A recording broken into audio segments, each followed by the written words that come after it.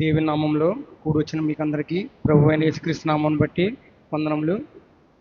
నా పేరు విజయరాజు.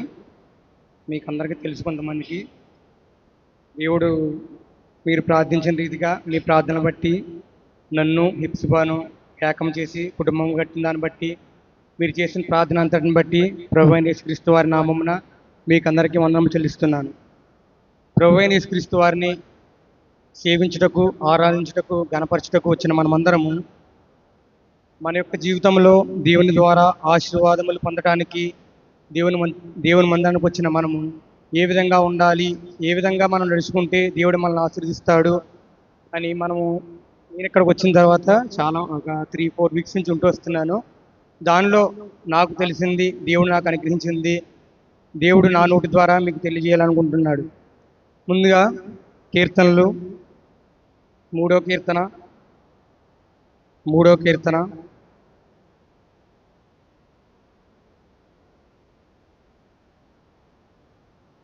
8వ వచనము అందరం కలిసి చదువుదాం.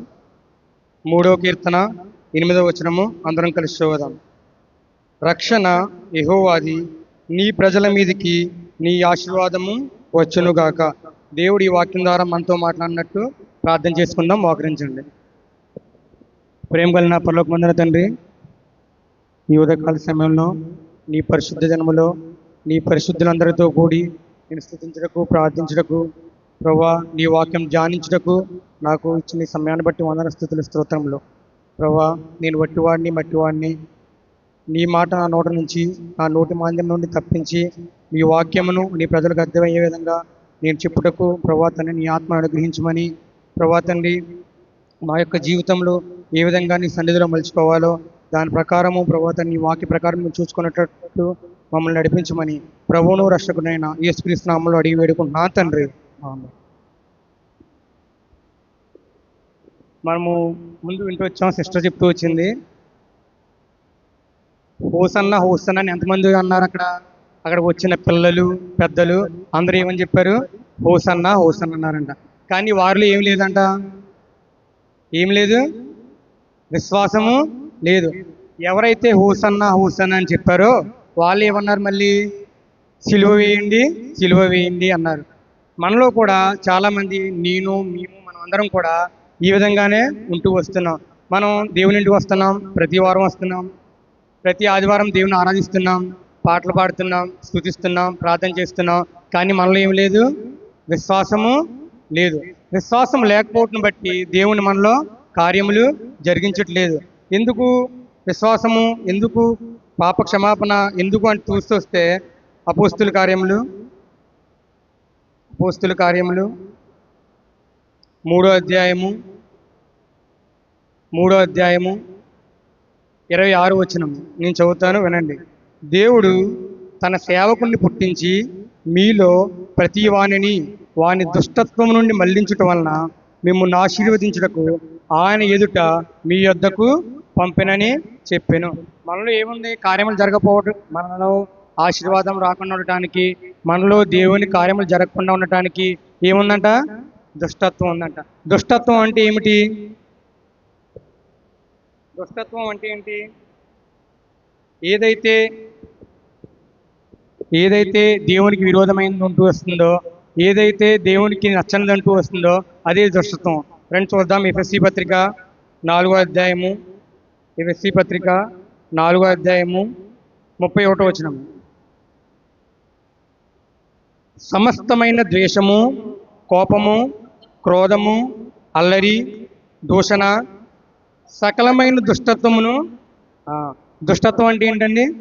కోపము, ద్వేషము, క్రోధము, అల్లరి, దూషణ, ఇవన్నీ కూడా ఇందులోకి వస్తాయి. చెప్పాలండి.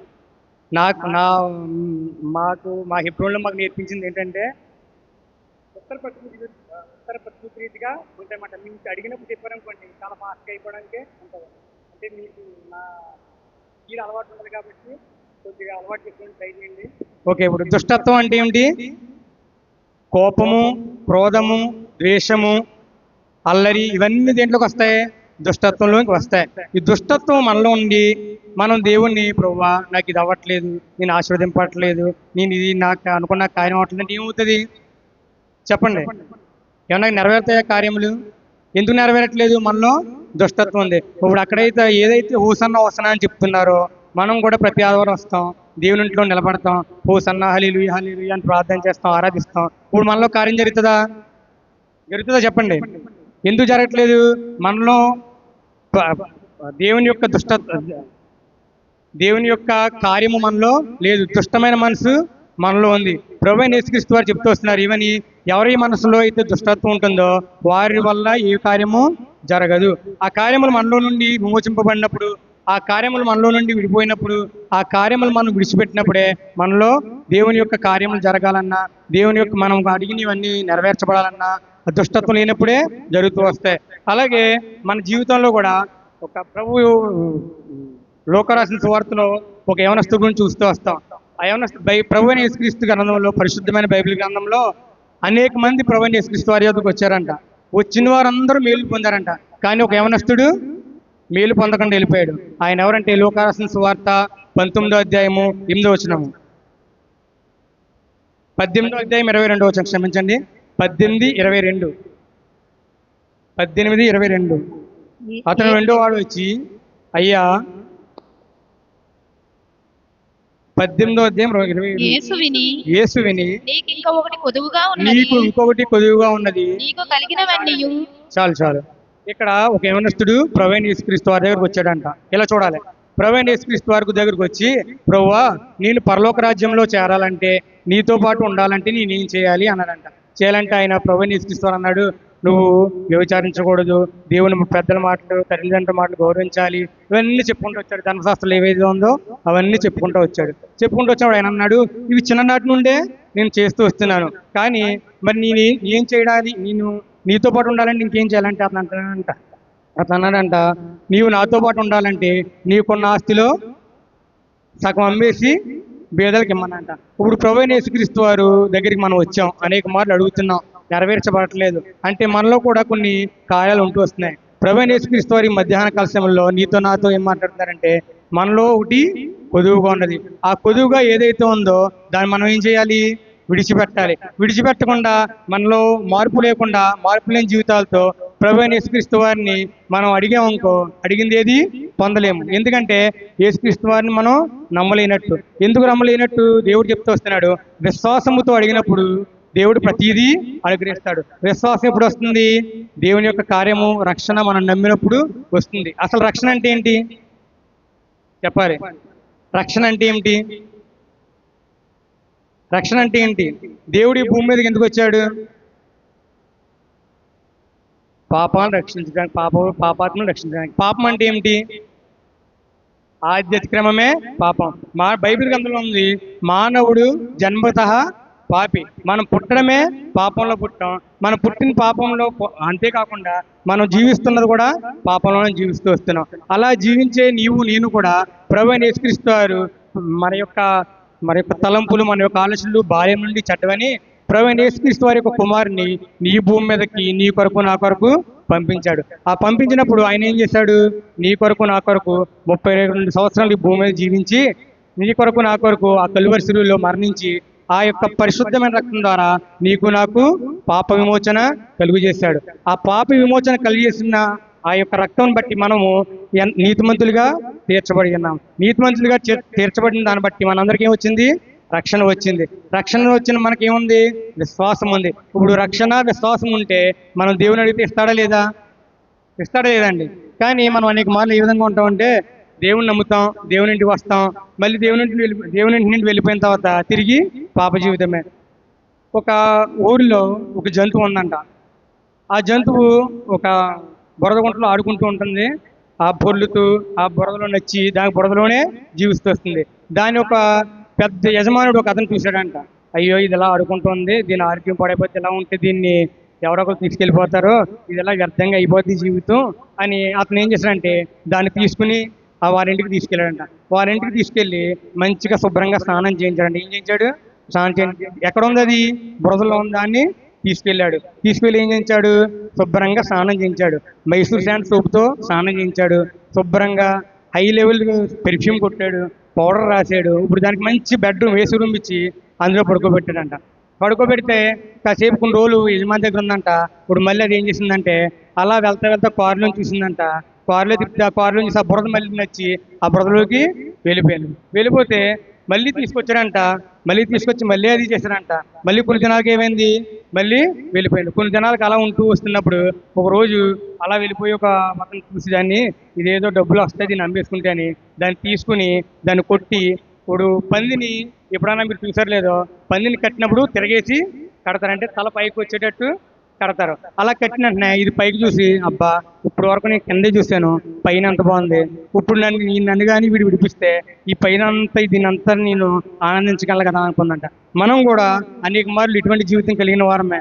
మనం కూడా ప్రభువుని యేసుక్రీస్తు వారు పాపం నుండి మనల్ని విడిపించి పాప రక్తం ఆయన యొక్క పరిశుద్ధ రక్తం ద్వారా మనల్ని రక్షించి ఆయన బిడ్డలుగా మనం చేసిన తర్వాత మనం కూడా ఏ విధంగా ఉన్నామంటే ఈ పంది పొర్లినట్టే తిరిగి మళ్ళీ అదే జీవితంకి వెళ్ళిపోతూ వస్తున్నాం. దాన్ని బట్టి మనం దేనికి పాత్రమైనాము, శిక్షకు పాత్రలమైన. మనకేంటంటే మత్తయి రాసిన సువార్త ఒకసారి చదివింది. మత్తయి రాసిన సువార్త 28వ అధ్యాయము 27వ అధ్యాయము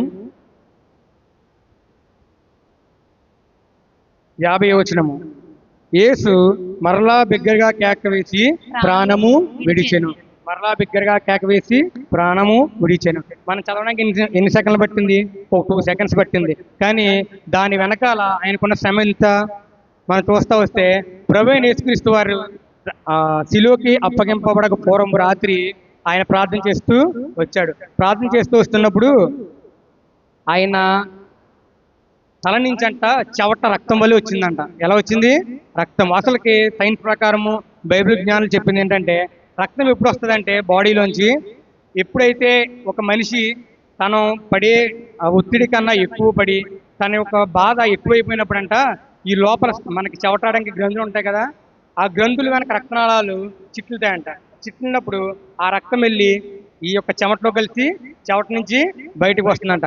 అంటే ఆయన అప్పగింపబడక పూర్వము రాత్రే ఆయన రక్తము చిందిస్తూ వచ్చాడు. అంతేకాదు ఆయన అప్పగించి ఆయన రాత్రి సమయంలో ఒక ప్లేస్కి తీసుకెళ్లారంట. ప్లేస్కి తీసుకెళ్ళి ఏం చేశారు?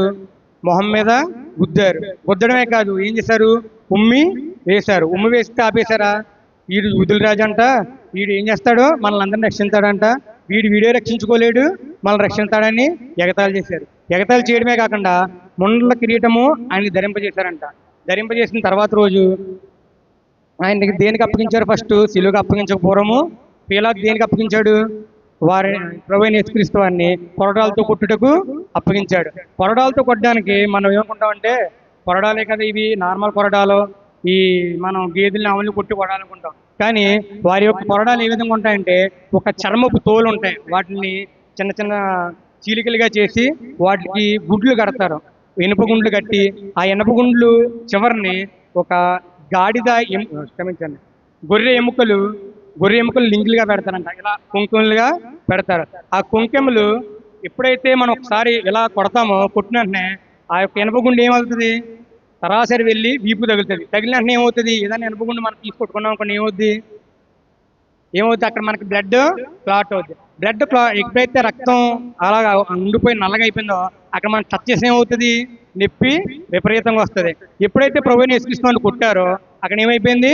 కవిలిపోయింది. ఇప్పుడు ఈ కుంకాలు ఉన్నాయి కదా, ఆ కుంకాలు ఎక్కడైతే ఈ యొక్క రక్తం కవిలిపోయిందో దాన్ని పట్టుకుని లాగినప్పుడు చర్మంతో పాటు మాంసము బయటకు వస్తుంది. ఆ విధంగా ప్రభువుని యేసుక్రీస్తు వారు ఒకటికి తక్కువ 40 దెబ్బలు, కొరడ దెబ్బలు తిన్నారంట. అంటే ఇంకేమన్నా నడుము మీద ఏమన్నా ఉంటుందా? ఆ నడుము మీద కూడా ప్రభువుని యేసుక్రీస్తుని ఏ విధంగా కూర్చోబెడతంటే వాళ్ళ యొక్క ఆచారం ప్రకారము శిక్షించడానికి ఒక మనిషిని ఒక రాయి కట్టి పెడతారు. ఎందుకు? ఎలా నుంచున్నాను అనుకోండి, నేను వీపు ఏమన్నా తగలడానికి ఆస్కారం ఉంటుందా? ఏదో ఒక సైడ్ తగులుతుంది, అంతేనా? ఎప్పుడైతే ఇలా బెండ్ అయ్యానో ఏమవుద్ది? వీపంతా నిటారుగా ఉంటుంది, అంటే దెబ్బకే అనుకూలంగా ఉంటుంది. అలాగా ఒకటి తక్కువ 40 దెబ్బలు కొట్టారంట. అయితే వదిలేశారా? వదలలేదు. ఎప్పుడైతే అది అయిపోయిందో అప్పుడు తీసుకొచ్చి సిలువుకి ఏం చేశారు? సిలువు మోసుకుంటూ తీసుకెళ్ళమన్నారు. సిలువ వారి యొక్క కొలతల ప్రకారం ఇంచుమించు 135 నుంచి 140 కేజీలు బరువు ఉంటుందంట. ఇంతవరకు 135 నుంచి 140 కేజీలు బరువు. ఈ బరువైన సిలువను ఇప్పుడు ఏం చేయాలి? రక్తం రాత్రి గార్చాడు చెమట ద్వారా, ఇక్కడ నరాలన్నీ తెగిపోయినాయి. ఇప్పుడు అదే దిక్కున మళ్ళీ ఏం చేశారు?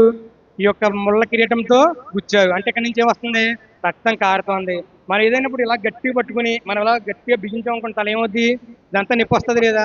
అలాంటిది లోపలికి వెళ్ళిపోయినప్పుడు ఇంకా ప్రెజర్ ఏమవుద్ది? ఇంకా ఎక్కువ అవుద్ది. అయిపోయింది. అంతేగాని ఇప్పుడు ఏం చేశారు? నడుమంతా దున్నేశారు, చీల్చేశారు. ఇంకేమీ లేదు. మనిషిలో శరీరంలో ఇంకేమన్నా బలం ఉంటుందా? బలం ఉండదు. ఇప్పుడు ఏం చేశారు? సిలువుకి ఇచ్చారు. ఇప్పుడు ఎక్కడికి వెళ్ళాలి? ఎలా మనకేమన్నా ఆ కొండ ఏమన్నా ఇలా పాలరాయి వేసినట్టు ఉంటుందా? ఉండదు. ఎలా ఉంటుంది? హైట్గా ఉంటుంది. ఇప్పుడు ఏం చేయాలి? అక్కడికి సిలువు మోసుకుంటూ ఎక్కాలి, పైకి ఎక్కాలి. సిలువు మోసుకుంటూ పైకి ఎక్కాడు. పైకి ఎక్కితే అయిపోయిందా? అవ్వలేదు. ఇప్పుడు ఏం చేశారు? మేకులతో కొట్టారు. మనం చాలా చిత్రపటాల్లో చూసినట్టు వారి యొక్క నాన్స్ ప్రకారము సిలువ మేకు అరచేతిలో కొట్టరు. ఎక్కడ కొడతారంటే ఈ మడి ఉంది, మణికట్టు ఉంది కదండి, మణికట్టును కొడతారు. ఎందుకంటే ఇక్కడ కొట్టినప్పుడు అది కాసేపటికి మన బొరికి ఏమవుద్ది? తాగిపోయి తెగిపోయేలా ఉంటుంది. ఎప్పుడైతే ఇక్కడ కొట్టామో మేకు ఎక్కడికే బాడీ కదలదు. ఏ ఎముకకి ఇలా ఉండిపోయి ఎముక సాగుతుంది కానీ పెయిన్ వస్తుంది కానీ ఇది విడదు. ఆ విధంగా 2 చేతుల్లోని మేకులు కొట్టారంట, కాళ్ళలో కొట్టారంట. అక్కడ కాలుతో కొడితే అయిపోయిందా? అవ్వలేదు. ఇప్పుడు ఏం చేయాలి? ఊపిరి పీల్చుకుంటుంటారు కదా మనిషి, ఊపిరి పీల్చుకోవడం ఇదియే, అది పీల్చుకోవాలి. వదలాలంటే ఏం చేయాలి?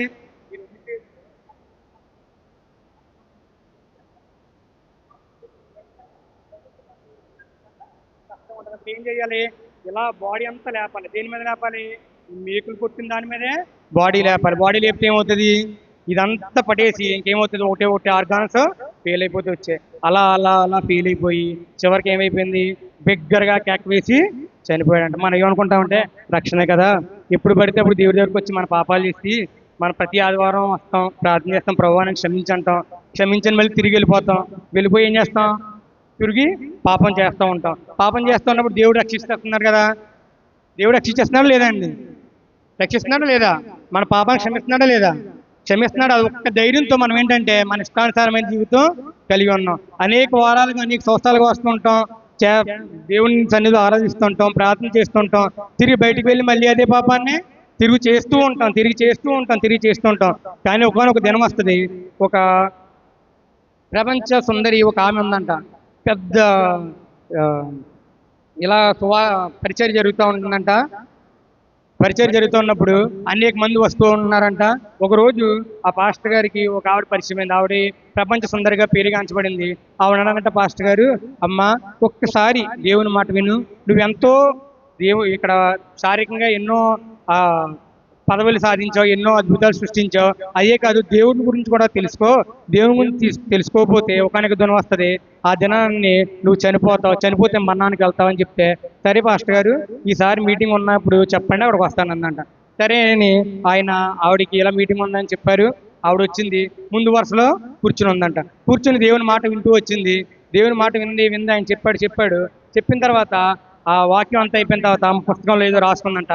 రాసుకుని వెళ్ళిపోయిందంట. వెళ్ళిపోయిన తర్వాత కొంతసేపటికి పెద్ద యాక్సిడెంట్ అయిందంట రోడ్డు మీద యాక్సిడెంట్ అయితే అందరూ అక్కడికి వెళ్ళి గుంపుకుంటున్నారంట.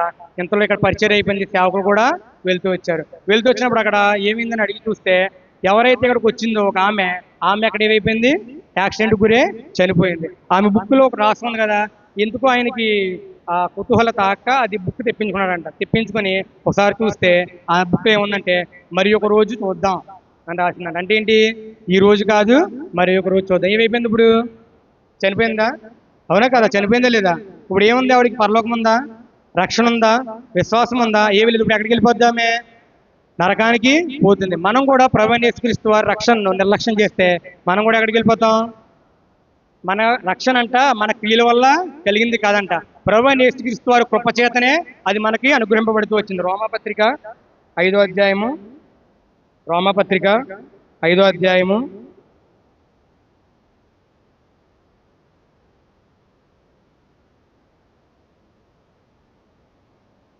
8వ వచనము.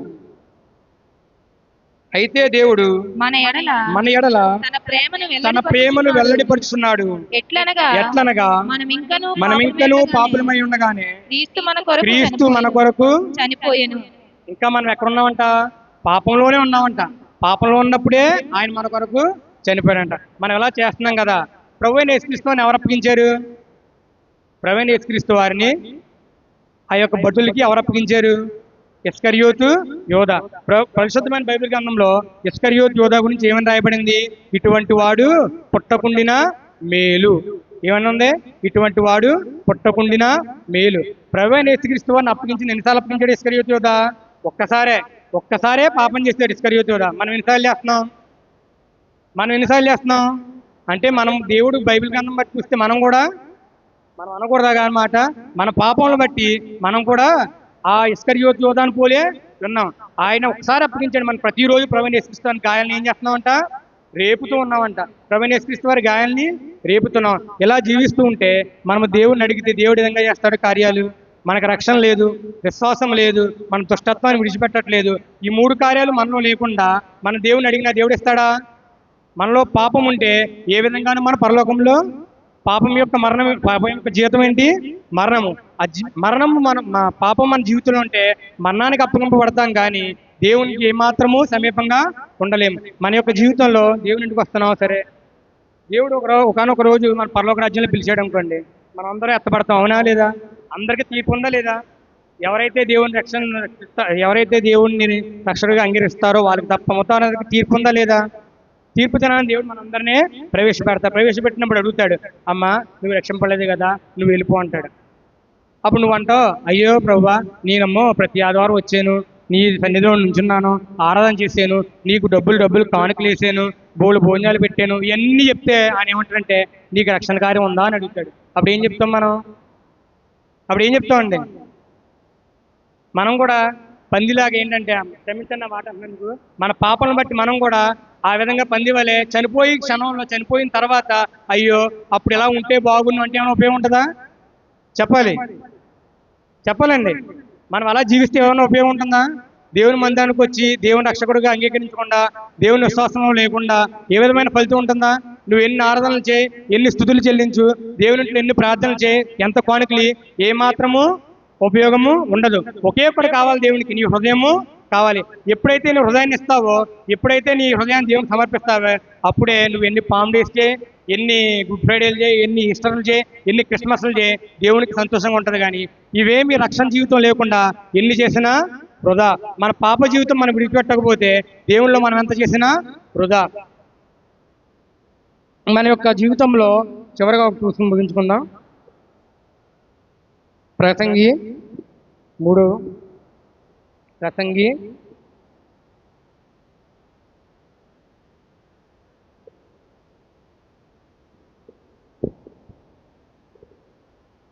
ప్రభు మేము అన్ని చేస్తున్నామండి, దేవునికి నచ్చినట్టు ఉంటున్నాం, దేవునికి నచ్చినట్టు మేము జీవిస్తున్నాం.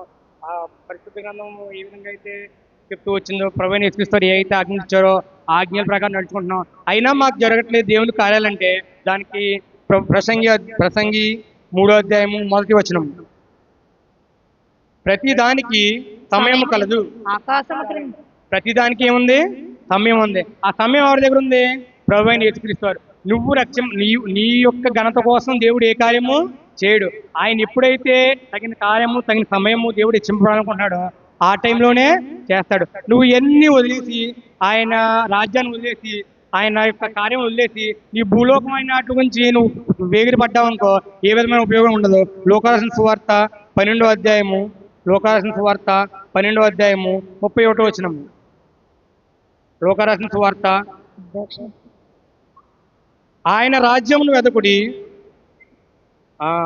ఏం వెతకాలంటే ఫస్ట్గా ఆయన రాజ్యాన్ని వెతకాలి. ఈ భూమి మీద ఉన్న ఎన్ని విడిచిపెట్టి మన రాజ్యం కోసం వెతికితే ఆ పైన మరి చదువుతూ వస్తే మాకు ఆహారం లేదు, మాకు వస్త్రాలు లేవు, అవి మీకు వాటన్నిటి గురించి మీరు విచారించకూడదు. అవన్నీ ఏం చేస్తాడు? ఆయన ఇస్తాడు. ఎప్పుడు ఇస్తాడు? ఆయన రాజ్యాన్ని మొదట వెతికినప్పుడు. ఆయన రాజ్యాన్ని, ఆయన నీతిని మొదట మనం వెతికామనుకోండి, అవన్నీ మనకు అనుగ్రహింపబడతాయి. అవన్నీ వెతకకుండా మన ఇష్టానుసారంగా మనం జీవించి, శరీరానుసారంగా జీవించి, దేవునికి ఇష్టం లేని విధంగా జీవించామనుకోండి, మనం కూడా మరణమునకు పాత్రలమై ఉంటాం. ఆ పాత్రలంగా మరణానికి పాత్రలైపోయిన మనము ఏవడిగినా మనకేముండదు? నిష్ఫలము. ఏ విధమైన ఉపయోగము ఉండదు. నువ్వు ఎన్నిసార్లు దేవుని ఆరాధించు, ప్రార్థించు, ఏ విధమైన ఉపయోగం లేదు. మారు మనసు లేని జీవితం వ్యర్థము. కాబట్టి మన దేవుని మందిరానికి రావడమే కాదు, దేవుని స్థుతించడానికి మనలో ఏమి ఉండాలి? దేవుడు మన హృదయాన్ని, విరిగి నలిగిన హృదయాన్ని కోరుకున్నాడంట. ఎప్పుడైతే మనం విరిగి నలిగిన హృదయంతో, విరిగి నలగడం అంటే ఏంటి? మన లోకాశలకు, లోక తలంపులకు, చెడు కార్యాలకు, చెడు అలవాట్లకు, చెడు తలంపులకు అన్నిటినీ, పాపం యొక్క పరిస్థితులన్నింటినీ, లోకం యొక్క పరిస్థితులన్నింటినీ విడిచిపెట్టి దేవుణ్ణి కానీ సేవిస్తే ఆయన అవన్నీ మనకి అనుగ్రహిస్తాడు. ఎప్పుడు? తగిన కాలమున. కాబట్టి ఉదయకాల సమయంలో ఈ ఆదివారము దేవుని సన్నిధిని మనం చేరువచ్చిన మనం అందరము మనోడు గ్రహించాలి. ఏమని గ్రహించాలి? ఎప్పుడైతే మనము మన యొక్క పాప జీవితాన్ని విడిచిపెట్టి, పాప స్థితులన్నింటినీ విడిచిపెట్టి ప్రభువుని సేవిస్తామో అప్పుడే దేవుడు మనకి అవన్నీ అనుగ్రహిస్తాడు. కాబట్టి మనము మన యొక్క పాప జీవితాన్ని విడిచిపెట్టినట్లయితేనే మనకి అవన్నీ అనుగ్రహింపబడతాయి. ఎందుకు చెప్తున్నానంటే దేవుని యొక్క రాకడ చాలా సమీపంగా ఉంది. ఈ సమీపం ఉన్న దినాల్లో మనము అనేక రకాలుగా యూట్యూబ్లో కూడా చూస్తూ వచ్చినప్పుడు అనేక ప్రవచనాలు, అనేక వాక్యాలు చెప్తూ వస్తున్నారు. అట్టుకొని తింటే అద్భుతాలు జరిగిపోతాయి, కచ్చీపులు మార్చుకుంటే కచ్చీపులు నుండి అట్టుకుంటే ఇది అయిపోతుంది అని చెప్తూ వస్తారు. చాలా మంది వాటి గుండా, ఆ యొక్క కార్యక్రమాల గుండా వెళ్ళి నిజమైన దేవుణ్ణి, నిజమైన రక్షకుని, నిజమైన మార్గాన్ని విడిచిపెట్టేవారు ఉన్నారు. ఎప్పుడైతే నువ్వు ఈ లోక ఆశలకి, లోక తలంపులకి, లోకంలో కావాల్సిన అవసరాలకి దేవుణ్ణి కోరుకుంటావో అప్పుడు ఎప్పుడు నీలో కార్యము జరగదు. ఇస్కరియోతు యోధా వంటి జీవితమే మనం కూడా దేవుని అనేక మార్లు రేపే వారంగా ఉంటాం. అటువంటి జీవితాన్ని విడిచిపెట్టి మనం ప్రభువైన యేసుక్రీస్తువాన్ని సంపూర్ణమైన మనసు, విరిగి నలిగిన హృదయము దేవుణ్ణి సేవించినట్లయితే మనందరం కూడా ఆశీర్వాదములు పొందేవారుగా ఉంటాం. దేవుడి మాటలు దీవించును గాక. ఎవరికైనా అర్థమైనట్లయితే నాకు క్షమించండి. దేవుడిచ్చిన మాటలు, దేవుడు నాతో ఏమైతే పలికించాడో నేను చెప్పింది కాదు, దేవుని యొక్క అనుగ్రహం ద్వారా నేను చెప్పడానికి దేవుడు నాకు సమయం ఇచ్చిన దాన్ని బట్టి సేవకులకి, సేవకురాలకు కూడా దాని యొక్క ధన్యవాదాలు తెలియజేసుకుంటూ మాటలు దేవుడు దీవించును గాక.